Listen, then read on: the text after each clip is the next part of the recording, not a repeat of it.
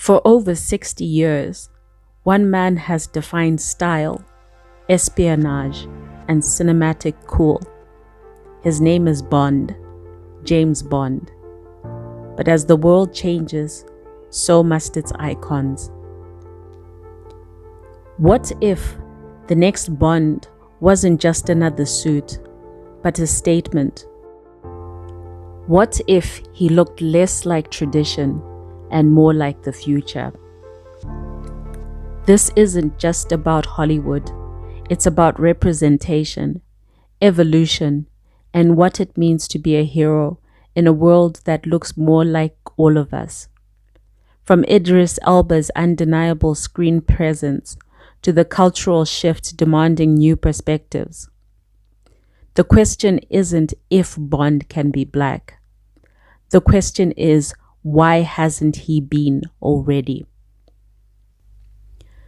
For over 6 decades, James Bond has been the ultimate British icon, suave, deadly, and unmistakably white. But in a world that's rapidly evolving, shouldn't our heroes evolve too? Imagine a Bond who not only embodies tradition, but challenges it. A Bond who redefines legacy. A Bond who is black. A black James Bond. Bond has always been a reflection of his time. In the 60s, he was Cold War charm. In the 2000s, he became darker and more human. The franchise thrives when it reinvents itself. But what hasn't changed is who gets to wear the tuxedo. Bond has always looked the same: white, male, upper class. The image is long overdue for a transformation. In a globalized world, heroes should look like the people they protect. A black Bond isn't just a casting choice. It's a cultural shift. You grow up thinking, I could never be Bond. Why? Because no one ever looked like me. That's not just fiction. It's identity. Why is this important? Well, 40% of the global Bond audience comes from outside Europe and North America, and 70% of Gen Z audiences support more inclusive casting. The backlash and the truth. Every time the rumor resurfaces that Bond could potentially be black, there's so much backlash. Bond can't be black. Well, why not? Gatekeeping in iconic roles often masks deeper issues. It's not about preserving character. It's about preserving comfort zones. A black James Bond wouldn't just erase the past. He would elevate the future, bringing new depth, new stories, and new audiences into the fold. You don't change Bond by changing his skin. You enrich him by expanding what he can mean to the world. The world is ready. The question isn't whether Bond can be black. It's why hasn't he been already? In this video, I will be presenting potential options for the next black James Bond. No discussion about the next James Bond can begin without mentioning him. Idris Elba. Idris Elba is an actor, producer, musician, and DJ whose career spans multiple decades and genres. A true Renaissance man of modern entertainment. Born on September 6, 1972, in London, England, Elba has carved an indelible place in both British and global cinema, combining rugged charisma with undeniable acting chops. Qualities that make him a natural contender to take on the legendary mantle of James Bond. Idris Elba is a world-class actor with global appeal. He first garnered major attention for his portrayal of Russell Stringer Bell in HBO's The Wire from 2002 to 2004, a performance widely hailed as one of the greatest in television history. He later captivated audiences in DCI John Luther in the BBC series Luther, earning 4 Primetime Emmy nominations and a Golden Globe Award for Best Actor in a miniseries or motion picture made for television. His range spans drama, action, and even fantasy. In film, Elba has starred in blockbuster franchises like Marvel's Thor series, Pacific Rim, Mandela's Long Walk to Freedom, a role that earned him a Golden Globe nomination, Beasts of No Nation, where his harrowing portrayal of a warlord earned him a BAFTA and Screen Actors Guild nomination. So what are his accolades and recognition? He is a Golden Globe winner, 5-time Emmy nominee, SAG Award winner for Beasts of No Nation, Time Magazine's Most Influential People, awarded an Order of the British Empire in 2016 for services to drama, voted People Magazine's Sexiest Man in 2018. So why does Elba fit the role? Elba embodies the essence of James Bond. He's suave and commanding. He has an unshakable cool under pressure. He's versatile both in high-octane action and in subtle espionage. He is of British heritage that ties him to the Bond roots. And he has the voice and physicality that command the attention on screen. More than just a stylish figure, Elba brings depth, intensity, and emotional range to his roles, something that modern Bond has leaned into with Daniel Craig's era. Elba's natural charm, wit, and screen gravitas would offer a fresh and yet familiar take on 007. Idris Elba has already proven himself as a cultural icon, a powerhouse performer, and a beloved figure, both on and off screen. He has experience and gravitas and the style to carry on the legacy of James Bond, while ushering the franchise into a bold new era. If the next Bond is to be as compelling as he is classic, Idris Elba is the perfect choice. Now for the downside, why Idris Elba can't be Bond. The argument is his age. When Bond casting discussions peaked in 2014 to 2018, Elba was already in his mid-40s. As of 2025, he's over 50. Bond actors typically start the role in their late 30s to early 40s to carry on the franchise for over a decade. So he has been aged out. The next problem is that he may be too famous.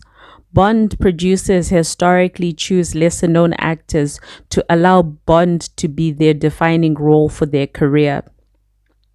Idris Elba is already a global icon in TV, film, music, and fashion.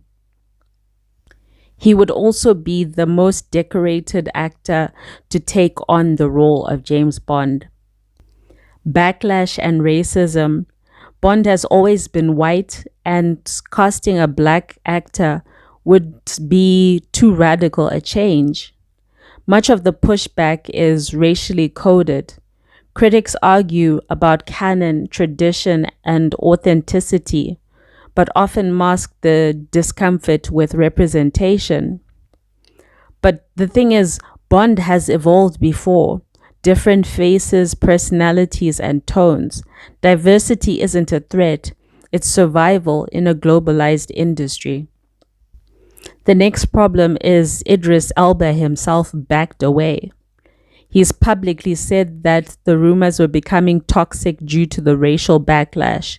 He told The Guardian and Vanity Fair he was flattered by fan support, but the conversation often became too racialized. The next argument for why not Idris Elba is the creative direction of the franchise. After Daniel Craig's emotionally grounded Bond, the producers may want a full tonal reboot, possibly younger, more diverse in terms of nationality or gender, or even a complete reimagining. If they shift the story to a younger Bond, Elba may simply no longer fit the new vision. So it's with all of this in mind that you realize that the obstacles are logistical, political, and cultural, not talent-based. If anything, the debate over Elba has revealed more about the cultural moment than whether he could convincingly wear the tux. He still could, but it may be that the moment has passed, not because he wasn't right for the role, but because the world wasn't quite ready for what he represented. Number 2, Damson Idris, the future of Bond. Damson Idris is a British actor whose combination of raw talent, intelligence, and cinematic magnetism has quickly positioned him as one of the most exciting new faces in Hollywood. Born on September 2nd, 1991, in Peckham, southeast London, to Nigerian parents, Idris represents global, multicultural Britain of today, making him a powerful choice to redefine James Bond for a new generation. He is suave, he's sharp, and he's already mastered the art of carrying a franchise. So why shouldn't the next James Bond be Damson Idris? Idris's breakout role came as Franklin Saint, the ambitious drug kingpin in FX's critically acclaimed series, Snowfall. Over 6 seasons, Damson Idris delivered a career-defining performance that showcased emotional complexity, commanding screen presence, and the ability to shift charm, vulnerability, and menace, often in a single scene.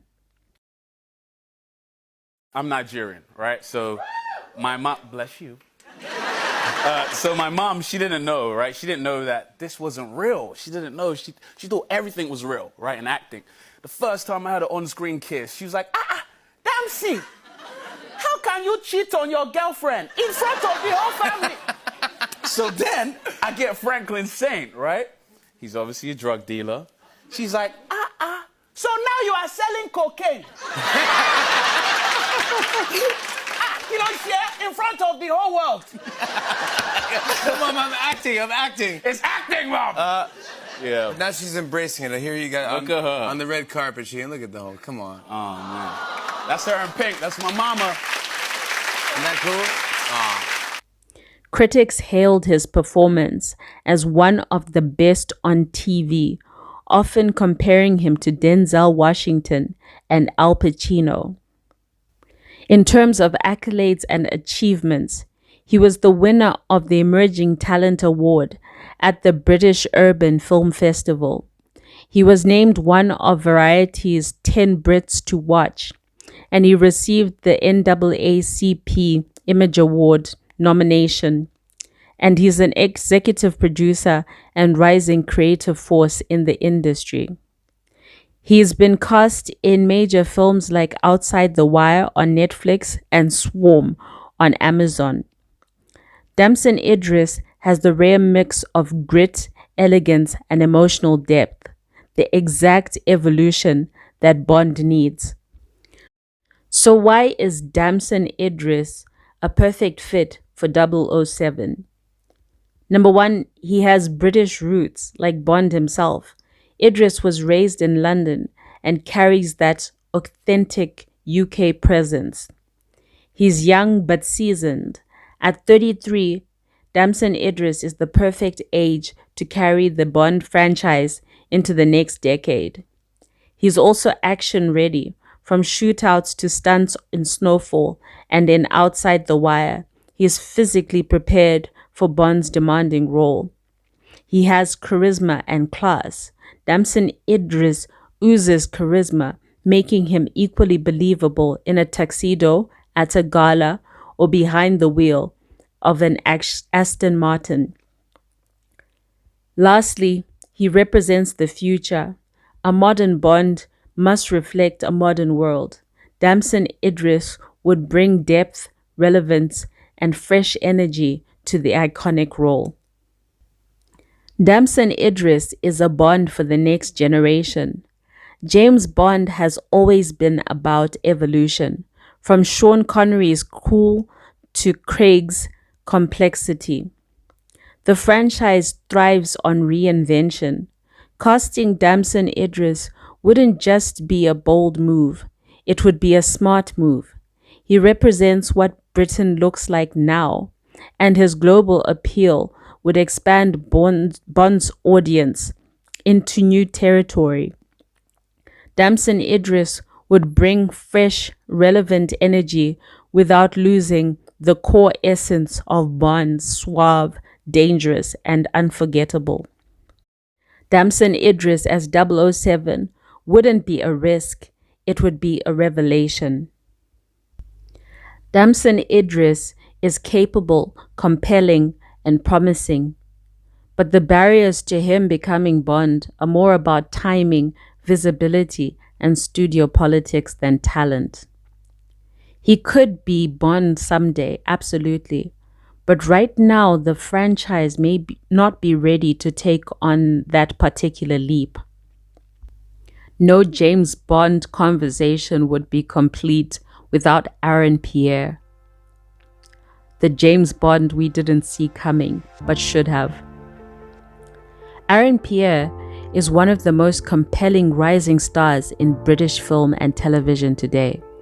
Born in London in 1994, Pierre is a product of classical acting training, global ambition, and magnetic screen presence. His deep voice, commanding stature, and emotional range make him not just a great actor, but the kind of actor who could reimagine James Bond for a bold new era. He's not the obvious choice, but he is the right one. He is an alumnus of the London Academy of Music and Dramatic Art, one of the most prestigious acting schools in the world. A Shakespearean foundation, having trained in stagecraft and dramatic technique that gives him emotional control and physical poise, vital traits for portraying Bond's cold charm and tactical intellect. He moves like a gentleman, fights like a soldier, and speaks like a poet. That is Bond. His career highlights include BBC's Underground Railroad, directed by Barry Jenkins. Pierre delivered a powerful and haunting performance as Caesar, earning him international praise. He was nominated for Breakthrough Performer Awards, acclaimed by critics as a scene stealer with extraordinary intensity. In film, that was directed by M. Night Shyamalan, Pierre was cast as in a prominent role in this high-concept thriller, signaling his entrance into Hollywood's radar. In Foe, co-starring Paul Mescal and Saoirse Ronan, showcasing his versatility and emotional depth.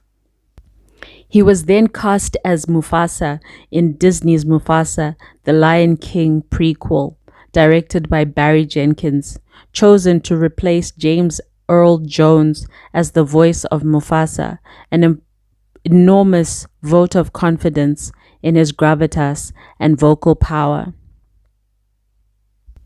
So why should Aaron Pierre be the next James Bond? He's authentically British, born and raised in South London. Physically, he's perfect for Bond. He's tall, athletic, and confident. He's trained in action and drama, shaped by both Shakespearean and screen combat. He has a magnetic voice and screen presence, the kind of subtle intensity that commands attention.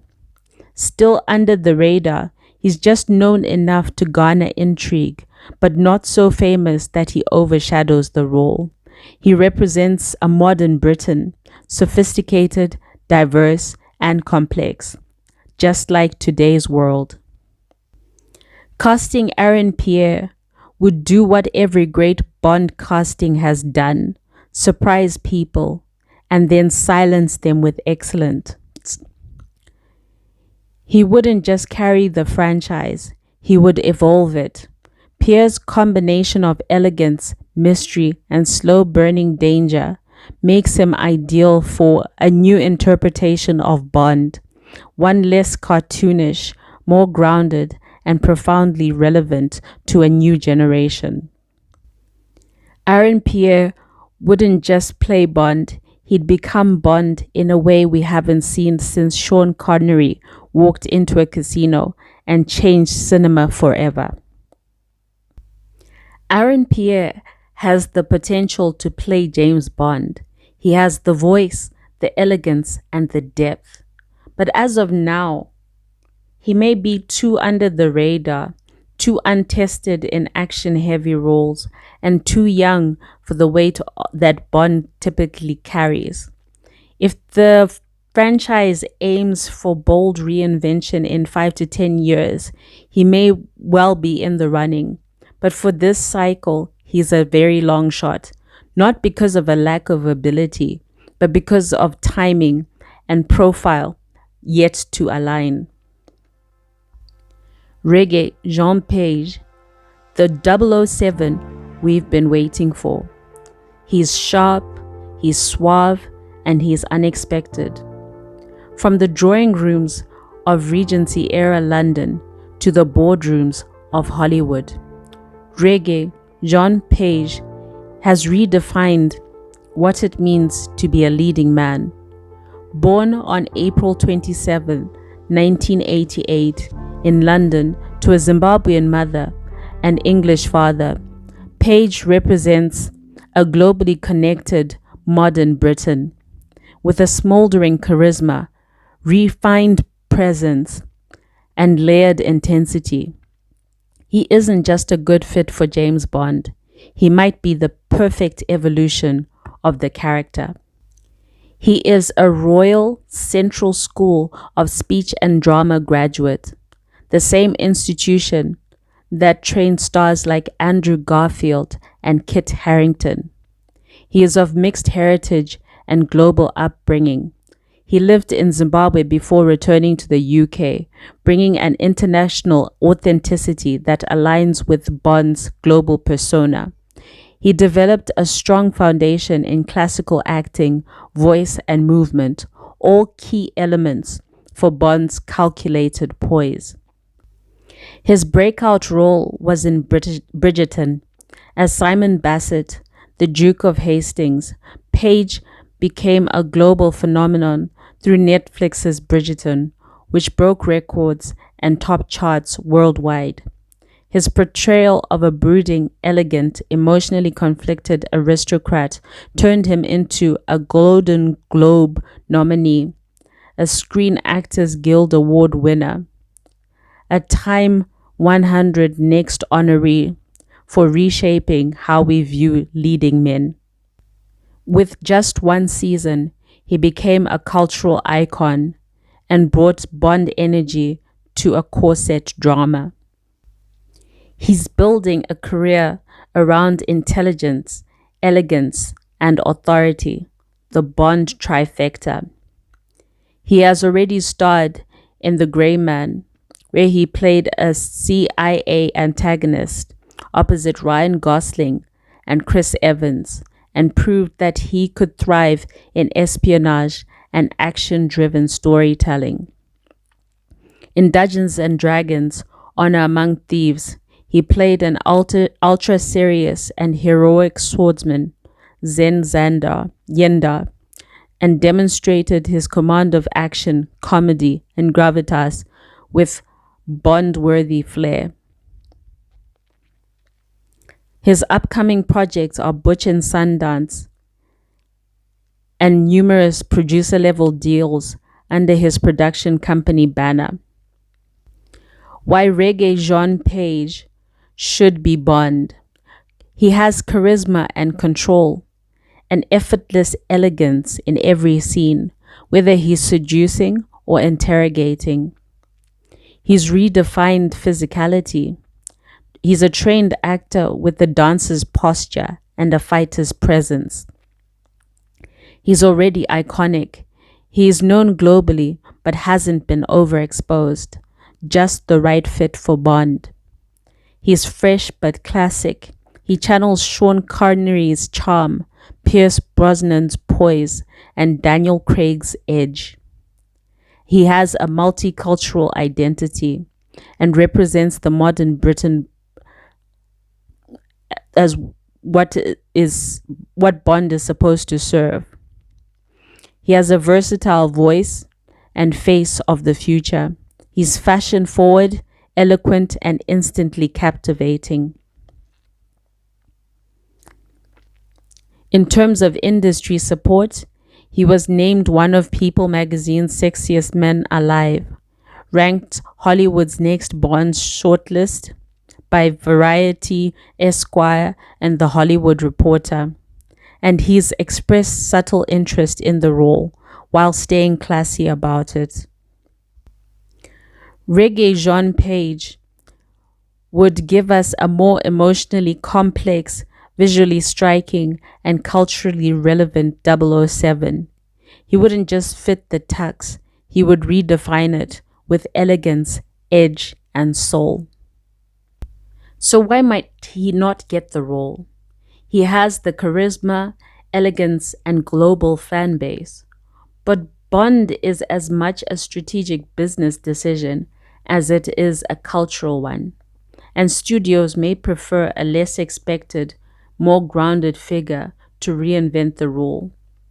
He is very capable of playing Bond.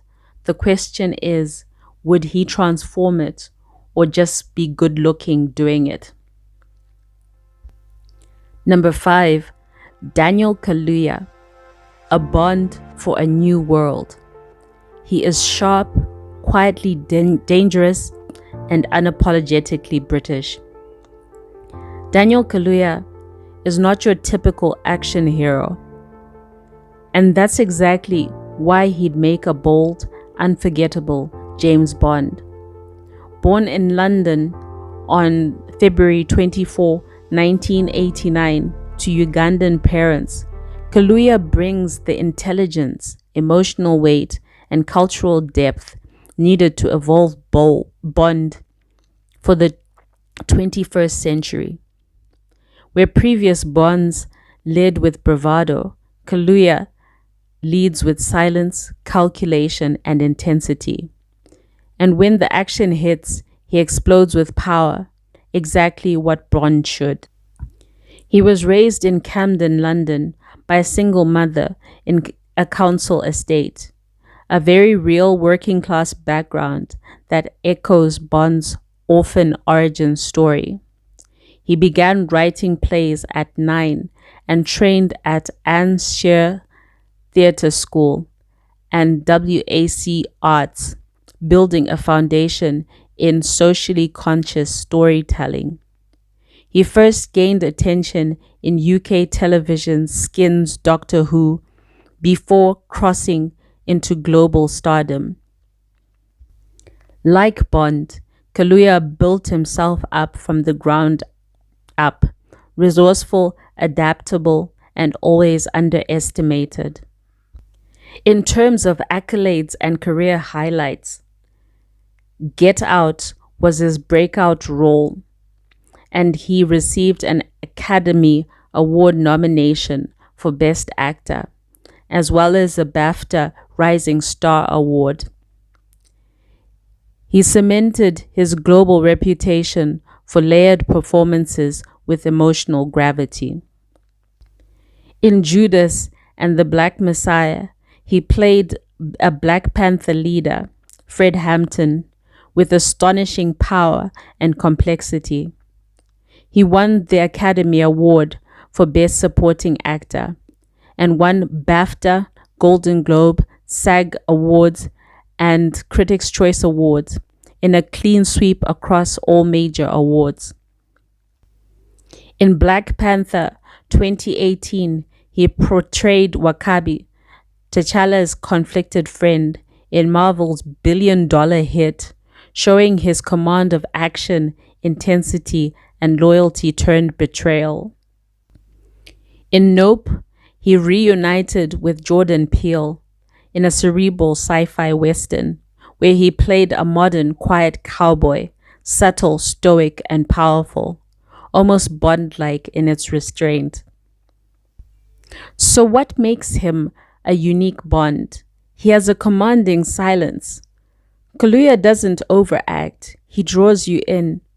The quiet intensity is what made Connery and Craig lethal. He has emotional complexity. He plays men haunted by memory and morality. He's perfectly for post-Skyfall. He's authentically British, raised in Camden, with a London cadence and sharp UK wit. He's culturally relevant and represents a changing Britain and global audience without ever trying to perform his identity. He has Oscar-winning credibility, one of the few actors considered both critically elite and box office bankable. He's also physically capable, not a stereotypical bruiser, but lean, fast, and believable in real-world combat. What kind of Bond could he potentially be? Understated but deadly, modern and world-weary, elegant but gritty. Kaluuya would give us a Bond who's not a fantasy but a man, dangerous, precise, and deeply human. So why would he be the right choice for now? He's already proven he can carry a franchise. He has universal respect in the industry, yet hasn't been typecast. He'd attract younger, diverse global audiences while retaining the franchise's sophistication and intensity. He could give Bond the emotional maturity and existential tension the post-Craig era demands. Daniel Kaluuya wouldn't just play Bond. He'd make him relevant, real, and revolutionary. He'd bring gravitas without gimmick. An MI6 agent with a world no longer interested in cartoons. So why might Kaluuya not play Bond? Daniel Kaluuya could play Bond. He's intense, magnetic, and deeply respected. But he may not be the right style of Bond. He may not be interested in the franchise constraints, and commercially, he may not be aligned with what producers want next.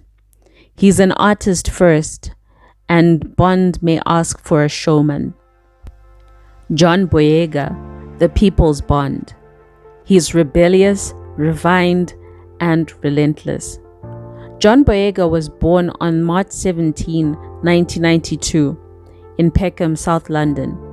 He's no stranger to shaking up charismatic legacies. Best known for revolutionizing the Star Wars saga as Finn, Boyega brings a mix of charisma, action prowess, and cultural firepower, all of which make him a standout candidate for the next James Bond. He's not here to imitate the Bonds of the past. He's here to redefine 007 for the world we actually live in. In terms of background and training, he's of Nigerian descent, the son of a Pentecostal preacher, and raised in a working-class household. He attended the prestigious Identity School of Acting, which also trained Letitia Wright and Damson Idris. He was raised in London, which demonstrates his cadence, presence, and his lived experience, which would feel authentically British, not just performatively posh. He is from the world that Bond claims to protect and rarely represents. In terms of accolades and major roles, he starred in the Star Wars trilogy and played Finn, the rogue stormtrooper turned resistance hero, one of the first black leads in a global sci-fi franchise. He's an MTV Movie Award winner and BAFTA Rising Star Award winner. In Detroit 2017, he collaborated with director Catherine Bigelow to portray a real-life police brutality case. He showcased dramatic depth, discipline, and moral urgency, ideal for a more complex Bond. In Small Axe, Red, White, What's and going on, Blue, everybody? It's he that played actor, a real-life John Boyega. I Metropolitan cannot wait to get Police to Fan officer, Expo Philadelphia. Leroy I'll be there live Logan, and direct, and man. won Can't a wait to watch Golden and see Globe you fans. for It's Best gonna be an amazing Supporting day. Actor I'll see in you a there. limited series. He also won a Critics' Choice Award and proved he could balance inner conflict with outward control. Bond in a nutshell. In 2022's The Woman King, he starred opposite Viola Davis in a critically acclaimed historical epic where he played a commanding, intelligent, royal figure with stoic presence. Boyega's career reflects power, principle, and presence, Bond traits at their core. So why would Boyega make an electric Bond? First, he has action credibility, proven in sci-fi battles, hand-to-hand combat, and gunplay. He has emotional intensity and can play characters with scars, personal, political, and psychological. He has charisma and humor, a quick-wit, smart, fast mouth, Bond-worthy charm in interviews and performances. Modern masculinity. He balances swagger with emotional vulnerability in a post-Craig era.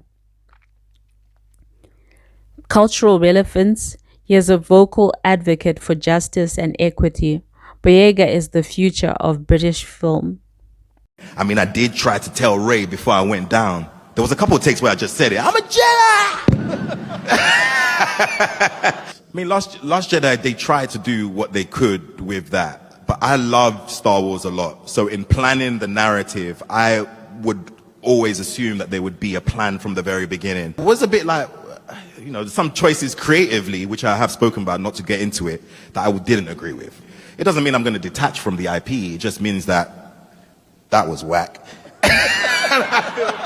Rise of Skywalker, I had a brilliant time, but I knew it was really tough on JJ to come back and kind of like tie everything together. And I know he was well supported and everybody wanted to make sure that the narrative came to a complete end in the right way possible. So I was just supportive of whatever JJ wanted to do, being as if we had so much history from The Force Awakens. And some of the narrative about Finn that was established in The Force Awakens were picked back up by JJ in The Rise of Skywalker. And it's hard to do it. It's hard to, you know, establish Rey and then establish another Jedi. You have to kind of split things up with the time that you're given. So I wanted to say it. I mean, when they're going down into the quicksand.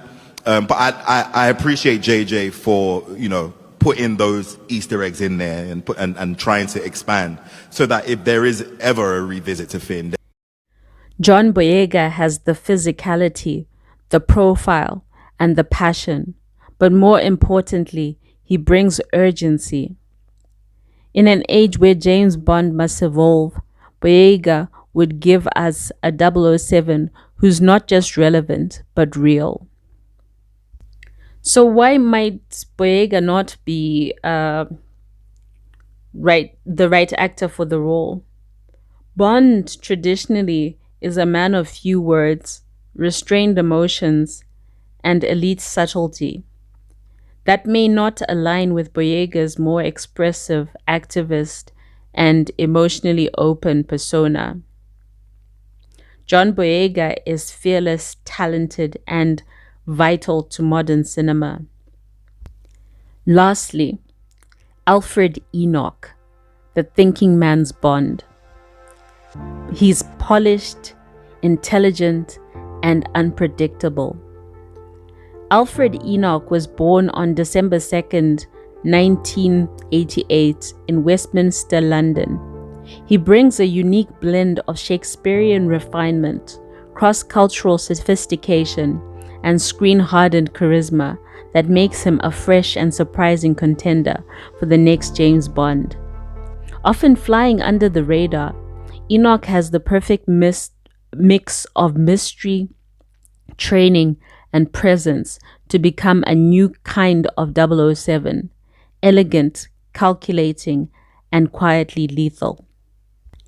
In terms of his background, his father is British and his mother is Brazilian, making him fluent in English, Portuguese, French, and Spanish, a multilingual Bond for a truly global era. He attended Westminster School, same as former prime ministers and diplomats, and earned a degree in Portuguese and Spanish from Oxford University. He's deeply intellectual, ideal for a Bond who outsmarts as much as he outguns. James Bond isn't just about bullets. He's a spy, a linguist, a tactician. Enoch fits that DNA naturally. In terms of career and accolades, he played Dean Thomas in Harry Potter, one of the few black characters in the Wizarding world, and he appeared in 7 of the 8 films, establishing him globally from a young age. In terms of How to Get Away with Murder, he starred as Wes Gibbons opposite Viola Davis in the Emmy-winning Shonda Rhimes thriller. In terms of theatre, the Royal Shakespeare Company and National Theatre, he performed as Timon of Athens, King Lear, Coriolanus, and more, mastering the language, rhythm, and poise that 007 demands. His classical stage presence brings gravitas few actors in the Bond conversation can match. Where some actors are trained to be stars, Enoch is trained to be timeless. So why would Enoch be a brilliant Bond? He's multilingual and international, perfect for espionage in a polyglot post-Brexit world. He's educated and strategic, reflecting Bond's MI6 level intellect and background. He's refined but tough. He can move between high society and back alleys effortlessly. He's a fresh face with franchise flexibility, recognizable but not overexposed. He could grow into the role across multiple films. He's naturally mysterious. He carries a quiet intensity, ideal for a Bond who's watching more than speaking. Imagine Bond not just with muscle, but with mystery. Enoch would make 007 dangerous because he's unreadable. So what kind of Bond would he be? He'd be a modern spy, like Ralph Fiennes or meets Pierce Brosnan with the steel of Craig beneath. He's sharper than his enemies, bringing intellectual edges to the role, like Bond as a chess master. He's rooted in the real world. His mixed heritage and multilingualism reflects the real complexity of today's geopolitics. Alfred Enoch wouldn't just know the room. He'd know 5 languages in it. Alfred Enoch would be a 007 with sophistication and strategy. Enoch offers the Bond franchise a rare opportunity to provide a new face that feels familiar, a global voice with authentic British poise, and an actor with the training, timing, and temperament to take Bond somewhere we haven't seen, toward precision, patience, and power. He wouldn't overpower Bond, he would evolve him. So what's wrong with the Enoch package for James Bond? Alfred Enoch is brilliantly trained, intellectually compelling, and fluently global. But Bond demands more than brains and poise.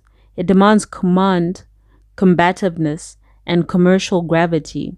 As of now, Enoch may be too refined, too low profile, and too internal for the high-octane, globe-trotting spectacle that Bond embodies.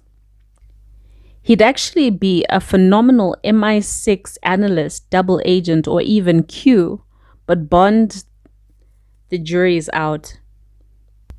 So in conclusion, is the world ready for a black James Bond? The short answer is yes, but with caveats. The long answer is the world is more than ready. But the real question is whether the industry is ready to fully commit and whether the franchise is prepared to evolve. The truth is, Bond is a code name, not a race. The Bond franchise itself hints that 007 and even James Bond are identities, not fixed personas. A new Bond doesn't need to replicate Sean Connery. He can reflect the era. Craig's Bond was already a radical shift, gritty, emotional, vulnerable. A black Bond would continue the evolution without betraying the core. Bond is style, competence, danger, and charm, not skin color.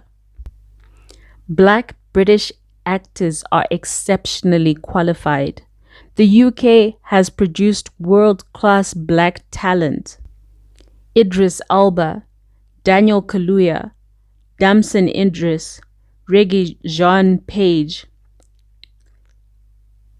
John Boyega, Aaron Pierre, and Alfred Enoch. These actors aren't token choices. They're deeply trained, award-winning, and globally respected. A black Bond isn't a risk. It's an opportunity to reflect the real face of modern Britain. The issue is that challenges still exist, with fan-base resistance.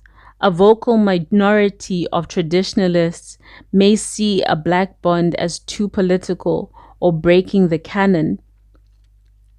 Similar backlash happened to Craig when he was cast for being blonde, yet he became iconic. So backlash doesn't equal failure. Progress always meets resistance until it becomes legacy. Then the other issue is franchise conservatism. EON Productions has historically played it safe, preferring actors who align with the Bond brand. They may worry about alienating international markets, especially in Asia or in conservative regions, or disrupting the formula. Bond has been white for 60 years. Shaking things up means risking the billion-dollar formula. The next thing is you need to avoid tokenism. Casting a black Bond without adapting the world he operates in could feel hollow. The writing, the directing, and the world building must evolve with the character. Otherwise, it's just optics. If Bond is black, but MI6 villains and Bond girls stay untouched, the casting is cosmetic, not cultural. Overall, the world is ready if Bond is ready. A black James Bond isn't just viable, it's inevitable if the franchise is bold enough to evolve. The audience is ready, the talent exists, the moment is here. What is needed? Visionary producers. a grounded script that makes the choice feel earned, not performative, and the willingness to embrace change, not fear it. We've had charming bonds, brutal bonds, broken bonds. Maybe it's time for a bond who actually reflects the world he's supposed to save. And that's why the world is ready for a Black James Bond.